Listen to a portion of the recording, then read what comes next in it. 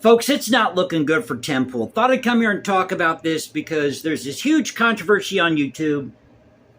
So, if you haven't heard what happened, Tim Pool had somebody on his show.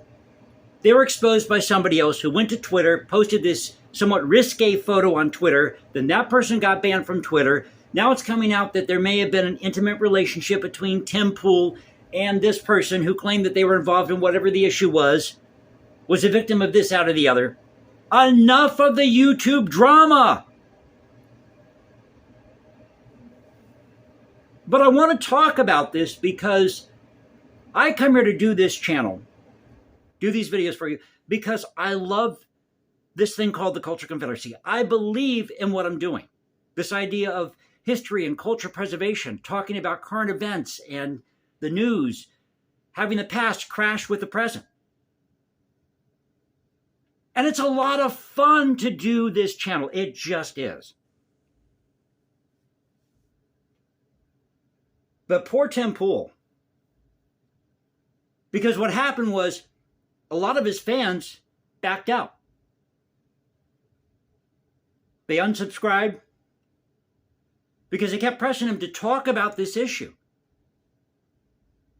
Now, I don't know Tim personally.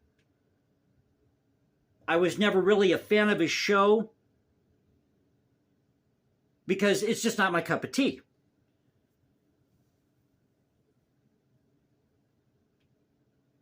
But he basically told his fans to screw off.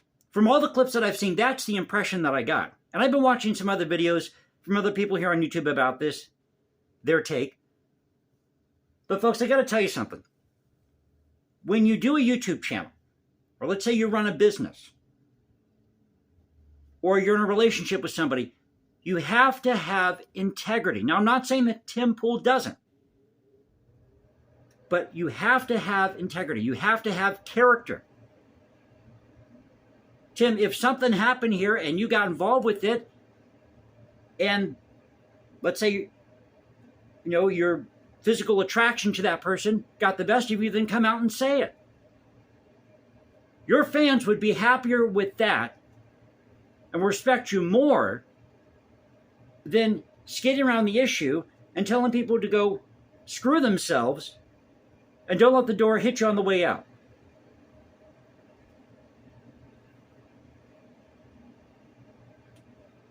And he's also had some other guests on his show that were questionable. But folks, I want to be honest with you. I want to have a good time. But the sense that I got from watching these clips or this podcast of him it was somewhat of an apology, not quite, but damage control. That's what I can describe it, damage control. But the impression I got was, woe is me, look at me, I deserve all the attention. Tim, people come to your podcast for maybe an hour or so a day, however long your podcast is. Just like they come to my channel and watch my video for 10 or 15 minutes, however long the video is.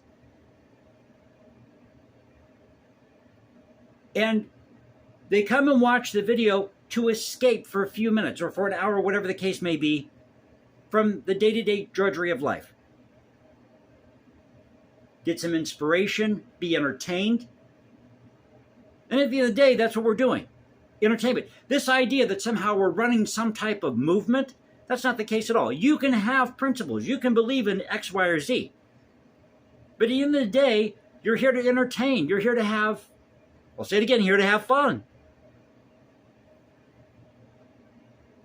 But we don't need the YouTube drama. And if you want to retain viewership, you've got to be honest with your audience and not insult your audience. Somebody else brought this up. Number one rule of YouTube, don't insult your audience. I would never, now I may have disagreements with people, but I would never ever insult my audience because I would not be here without my audience. And I'm humble enough to admit that. And you've got to have humility when you do these videos here on YouTube.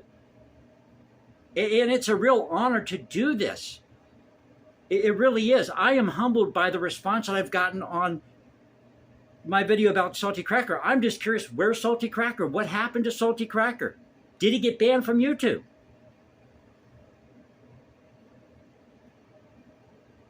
But the woe is me treatment and telling your fans to kiss off, it's just not a good look.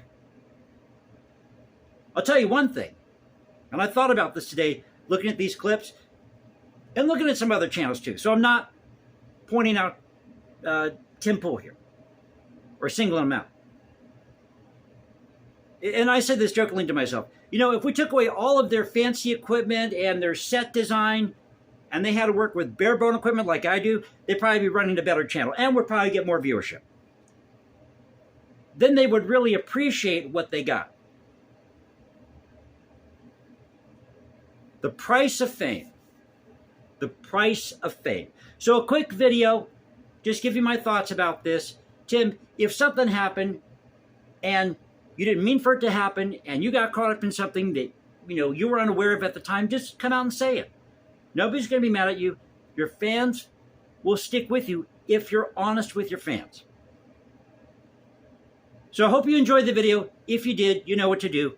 You can also follow me at Instagram, #JasonComposes, because I write music in my spare time. Or you can go to Twitter, Culture Confederacy at Twitter. This is the Culture Confederacy saying peace out. Stay safe, everybody. God bless this thing we call the United States. You know how we do it here. This is where the past crashes with the present. I'll catch you next time. Y'all have a great weekend.